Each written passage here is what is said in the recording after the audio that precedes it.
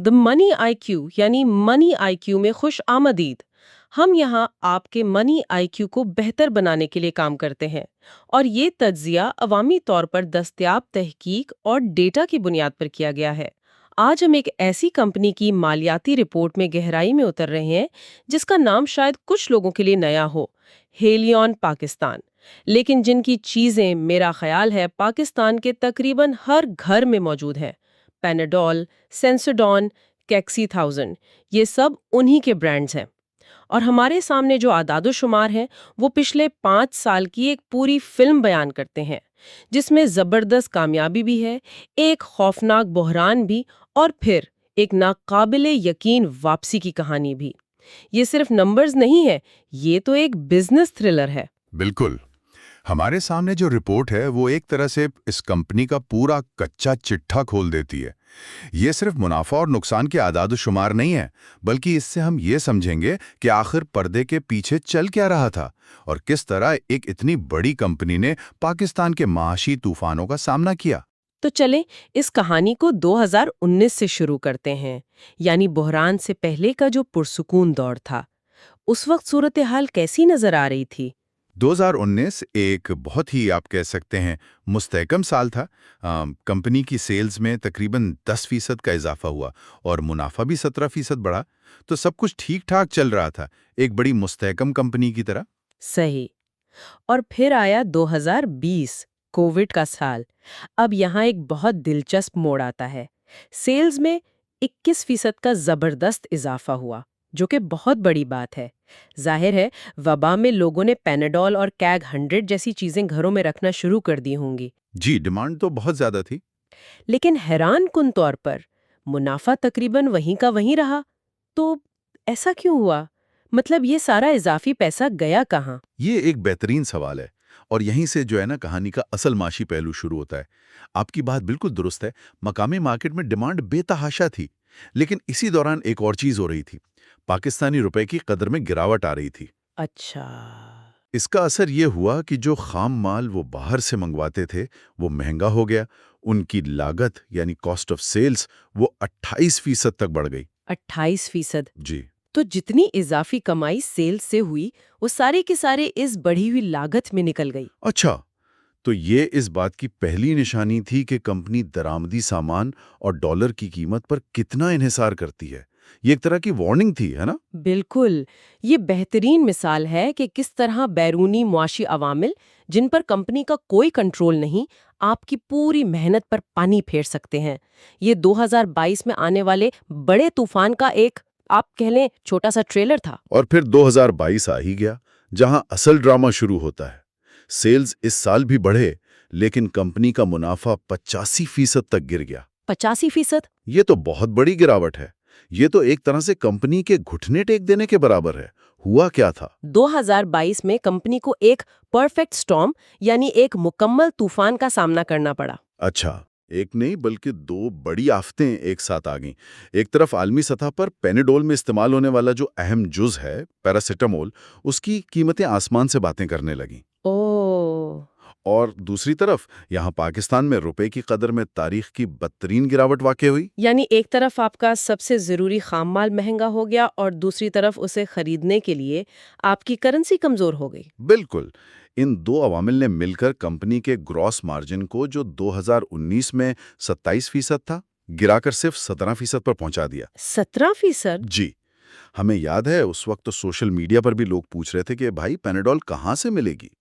یہ بحران صرف کمپنی کی بیلنس شیٹ پر نہیں تھا، یہ پاکستان کے ہر گھر تک پہنچ چکا تھا۔ لیکن یہ ایک بہت بڑی ملٹی نیشنل کمپنی ہے، کیا انہیں اندازہ نہیں تھا کہ ایسا کچھ ہو سکتا ہے؟ کیا ان کے پاس کوئی ہنگامی منصوبہ، کوئی کنٹینجنسی پلان نہیں تھا؟ یہ تو بالکل تیار نہیں لگ رہے تھے۔ دیکھیں، ہر بڑی کمپنی کے پاس رسک مینجمنٹ پلان ہوتے ہیں، لیکن 2022 میں جو ہوا اس کی شدت اور رفتار وہ غیر معمولی تھی۔ عالمی سپلائی چین کے مسائل اور ملکی معیشت کا ایک ساتھ بیٹھ جانا، یہ ایک ایسا جھٹکا تھا جس کے لیے شاید کوئی بھی پوری طرح تیار نہیں تھا۔ یہ ظاہر کرتا ہے کہ بعض اوقات معاشی لہریں اتنی طاقتور ہوتی ہیں کہ وہ بڑی سے بڑی کشتی کو بھی ہلا کر رکھ دیتی ہیں۔ واہ! تو اتنے بڑے بحران اور 85% منافع میں کمی کے بعد कोई कंपनी वापसी कैसे करती है? 2024 तक वो ना सिर्फ वापस आए बल्कि रिकॉर्ड मुनाफा कमा रहे थे। ये जादू कैसे हुआ? ये वापसी की कहानी दो हिस्सों में है। पहला कदम 2023 में उठाया गया। उन्होंने फौरी तौर पर अपनी कीमतों और प्रोडक्ट मिक्स को बेहतर बनाया, जिससे मार्जिन वापस 20% तक पहुंच गया। ये एक तरह से इब्तदाई तिब्बी इमदाद थी। ठीक है। लेकिन असल गेम चेंजर 2024 में आया, जब ग्रॉस मार्जिन 34% की रिकॉर्ड सतह पर पहुंच गया। 34%? ये तो बहरान से पहले के 27% से भी बहुत ज्यादा है। इसकी क्या वजूहात थी? इसके दो बहुत बड़ी और आप कह लें स्ट्रेटेजिक वजूहात थीं। पहली, हुकूमत की तरफ से गैर ज़रूरी अद्वियात की कीमतों पर कंट्रोल का खात्मा। वो कीमतों वाला मामला। जी, इससे कंपनी को अपनी कीमतों को लागत के मुताबिक एडजस्ट करने की आज़ादी मिली। और दूसरी, और शायद सबसे अहम वजह, उनकी लोकलाइजेशन की हिकमत अमली थी। लोकलाइजेशन?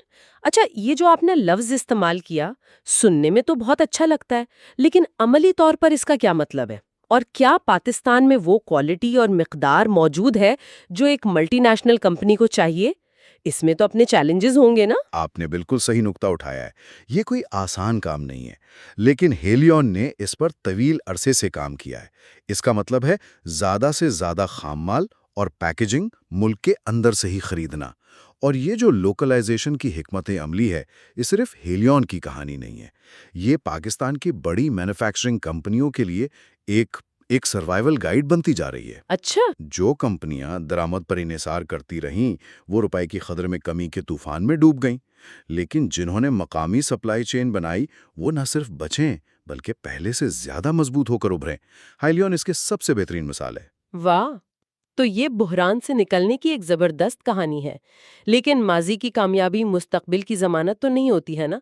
क्या ये सिर्फ एक वक्ती उभाल था या कंपनी ने वाकई अपनी बुनियादें इतनी मजबूत कर ली हैं कि अब वो आगे भी उसी रफ्तार से बढ़ सकती है? 2025 के ताज़ा तरीन आदादोशुमार क्या कहते हैं इस बारे में?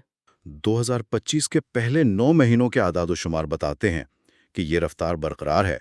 सेल्स में 17% का मजीद इजाफा हुआ है। 17%? जी, लेकिन यहाँ जो चीज़ सबसे दिलचस्प है, वो इस इजाफे की वजह है।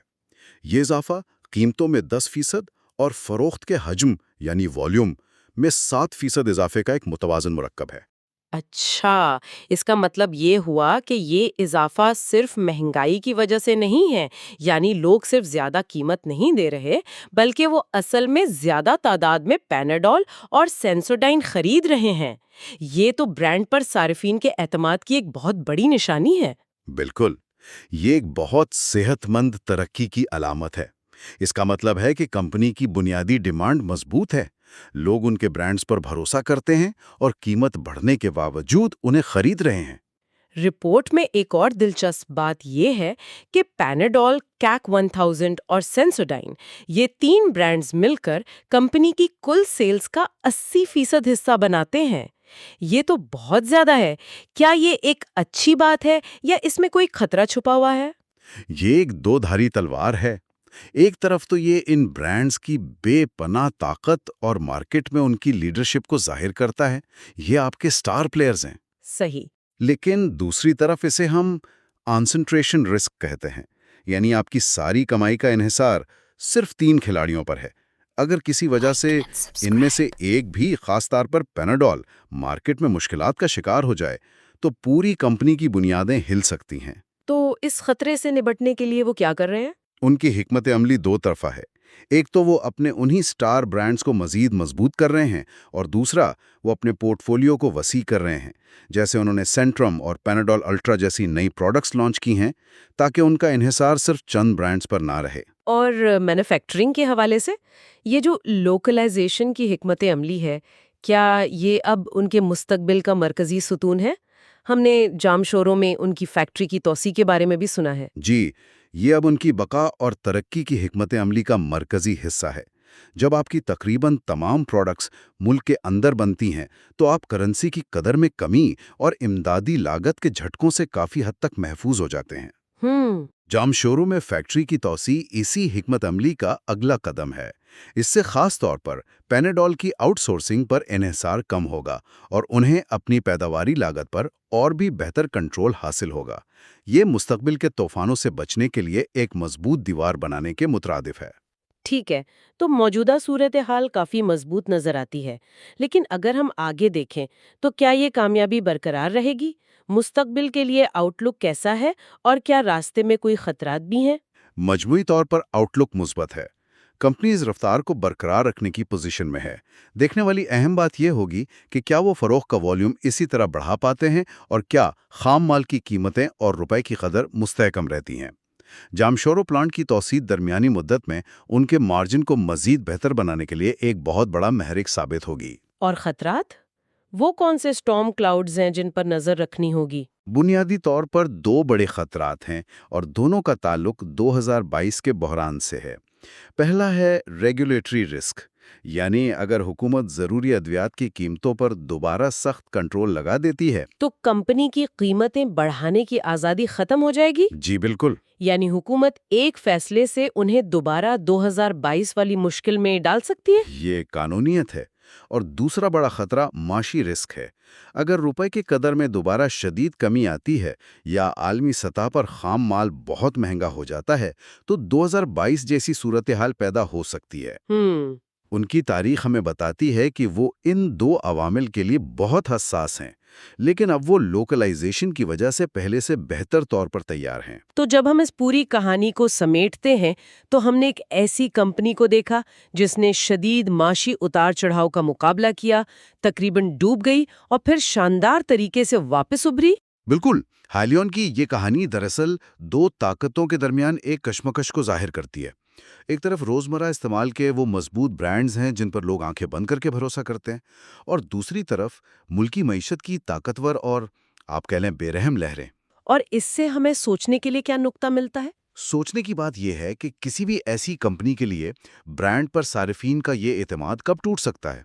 अगर मौशी दबाव कीमतों को बहुत ज़्यादा बढ़ाने पर मजबूर कर दे, पैनाडॉल जैसी प्रोडक्ट पर जो भरोसा है उसकी हद कहाँ है? ये ब्रांड की कद्र और मार्केट की तल्ख हकीकतों के दरमियान एक मुस्तकिल तवाज़ुन कायम रखने का चैलेंज है, और यही हर बड़ी कंज्यूमर कंपनी का असल इम्तिहान है। मुस्तकबिल की अपडेट्स के लिए बेल आइकॉन दबाएं और हमारे चैनल को लाइक और सब्सक्राइब करें। Like and subscribe.